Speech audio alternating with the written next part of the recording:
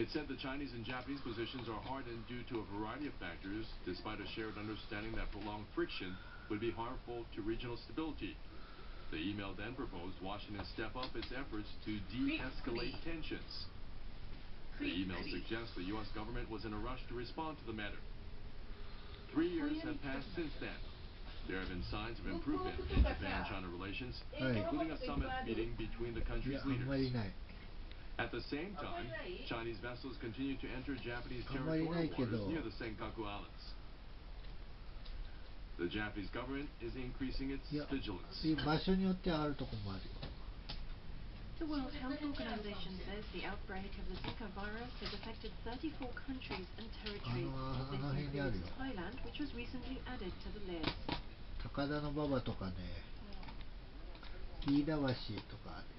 Brazil has the largest number of infections. The country has launched a nationwide campaign to promote preventive measures among the public. Soldiers and health officials have been handing residents pamphlets on how to stop the spread of the mosquito-borne virus. In Brazil, the words Zika Zero were visible up in the skies. The country has begun a nationwide effort to stem the spread of the mosquito-borne disease. 220,000 troops were deployed across the country to help educate people on ways to prevent infections. This army official says this is a battle against mosquitoes.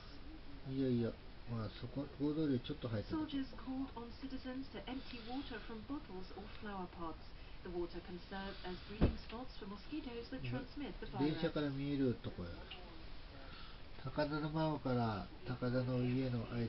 citizen says she's turned the flower pot's plates upside down to keep them dry. Brazil's President Dilma Rousseff also went door-to-door to encourage residents to cooperate. She called on residents to take thorough preventive steps in the run-up to the Olympic Games in Rio de Janeiro in August.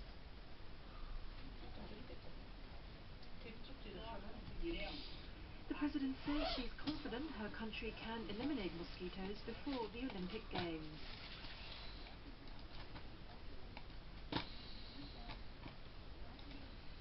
The World Health Organization released its latest data on areas affected by the Zika virus. As of February 12th, infections have spread to 34 countries and territories. They include those in Central and South America, the Caribbean, as well as Asia, Africa, and the Pacific region.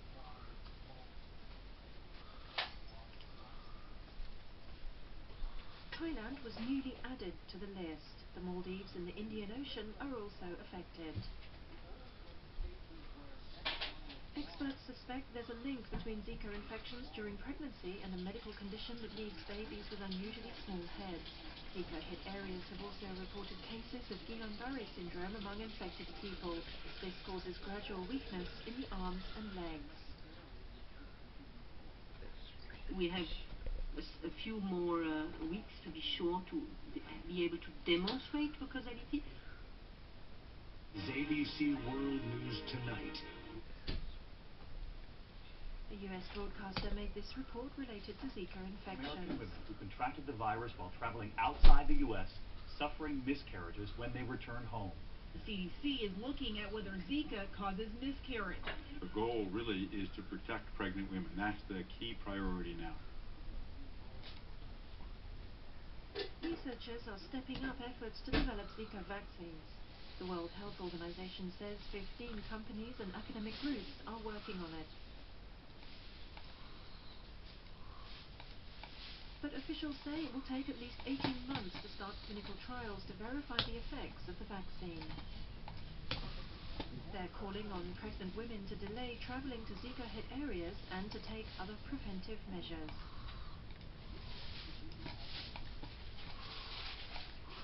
The process of choosing candidates for this year's U.S. presidential election is well underway.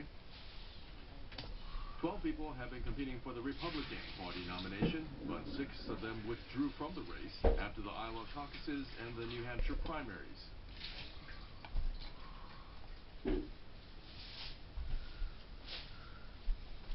The number of candidates has been reduced to 6.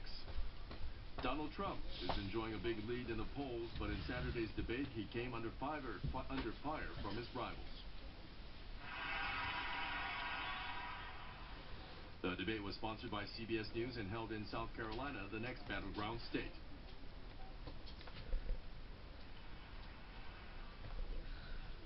The debate was centered on Trump. The candidates all criticized each other. Obviously, the war in Iraq was a big, fat mistake. I want to tell you, they lied. They said there were weapons of mass destruction. There was none. You But I spent am $22 sick and million tired. in I am it. sick and tired of him going after my family. Senator Ted Cruz won in Iowa. I like Donald. He is an amazing entertainer.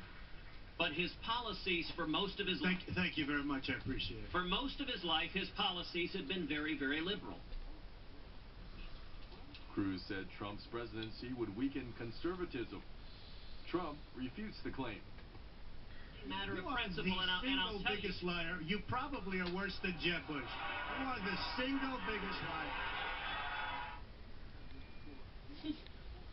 Trump stands apart from the mainstream. Attention is focused on who will pose a viable challenge to him. Aside from Trump, other candidates also engage in a fierce battle of words against each other. Two of them have experience as state governors.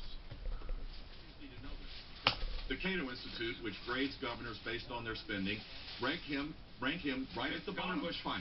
We went from an $8 billion hole to a $2 billion surplus. We're up 400,000 jobs. I don't want to get into all this fighting tonight. The candidates are going to fight even more fiercely as they prepare themselves for the showdown in South Carolina, and then on March 1st, the Super Tuesday caucuses and primaries in 11 states.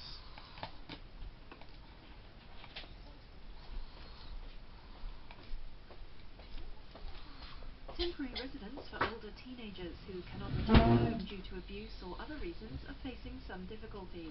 These shelters are often run by NGOs and can receive financial assistance from the government. This is one such children's shelter. Clothing, electric appliances, desks and other daily necessities are provided. Children can come to these shelters to start a new life, even if they don't take anything with them when they flee home. Public child guidance offices also provide temporary shelters for children, but only for those up to the age of 17.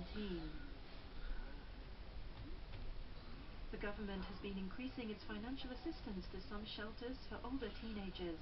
But even so, NHK has found that many such facilities have suspended operations. We'll find out why. This woman from Kansai lived at a shelter when she was 19 years old. She says she was a psychological wreck at the time.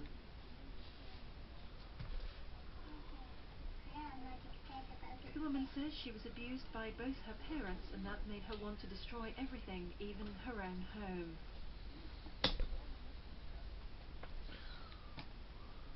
At the children's shelter, she was able to regain a healthy state of mind by talking to staff members and living with other teens going through similar difficulties.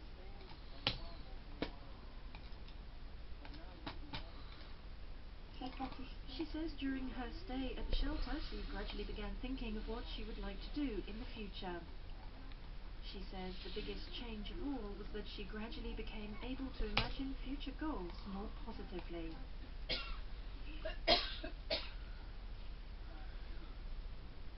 12 such shelters for older teenagers have been founded across Japan and are receiving financial help from the central or local governments. But an NHK survey conducted in February has found that facilities in Fukuoka, Aichi and Chiba have suspended operations.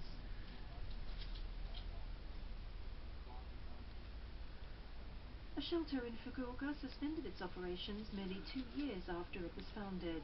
It was mainly because subsidies from the central and local government were reduced significantly. The subsidies had been covering 80 to 90% of operational costs. In order to receive public subsidies, a facility needs to have a minimum number of teens staying there. However, because some of the individuals needed more care than usual, the facility was forced to turn down other applicants.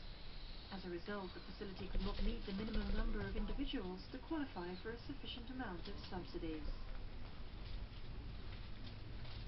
Daisuke Abigo is a lawyer and a staff member of the MPO operating the facility. He says under the current system, a facility needs to garner a certain number of individuals to sustain the budget necessary for the following year. He says unless this point is revised, such facilities will continue to suffer from an unstable financial foundation. Even those that remain operational are facing a severe financial situation. A shelter run by an NPO in Okayama Prefecture is having difficulties securing enough staff.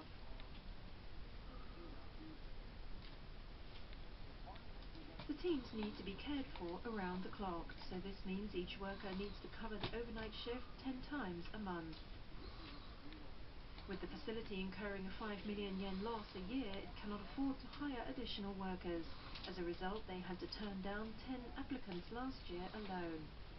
The head of the facility says staff members are doing all they can, and they're not in a position to boast they can continue with the kind of care they've been giving, and that they can be counted on.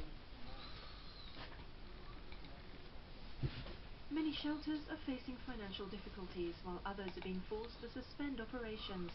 Professor Yasuo Matsubara at Meiji Gakuin University says the current system needs to be revised to better reflect changing realities. He says some children's facilities are forced to keep their workers' wages extremely low, while others are facing accumulating debts. He says many are falling into a vicious cycle. He says authorities must come up with comprehensive assistance and a structure that can offer consistent support for adolescents facing problems.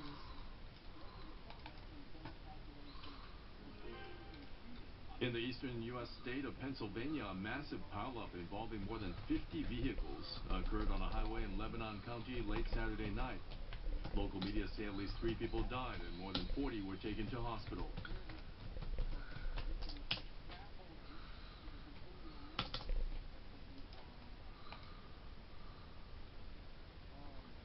They say strong winds blew accumulated snow up in the air, making visibility on the highway extremely poor. This street vendor says the hair of the woman in front of him was burned. A blowtorch exploded at an outdoor stall during an event in Kuruma City, Fukuoka Prefecture at around 2:30 p.m. today. Police say 11 people, including a 4-year-old child, were injured. 8 of them were taken to hospital, but their injuries are reportedly not life-threatening. The tent where the explosion took place was selling broiled chicken and other items. Police say burning charcoal was placed near the blowtorch. In tennis, Kei Nishikori has advanced to the final of the Memphis Open. He came from behind in the semifinal on Saturday. He is aiming to win his 4th consecutive title at this particular tournament. Nishikori was named the first seed. He is a 3-time champion of this event. In the semifinal, he faced Sam Querrey. When they met in the semifinal last year, they were locked in a tight match right up to the end. In Saturday's semifinal as well, Nishikori was forced to endure Querrey's powerful strokes. Nishikori lost the first set as his opponent made decisive shots. But in the second set, Nishikori made his adjustments and was hitting stronger ground strokes. Little by little he gained rhythm and won the second set.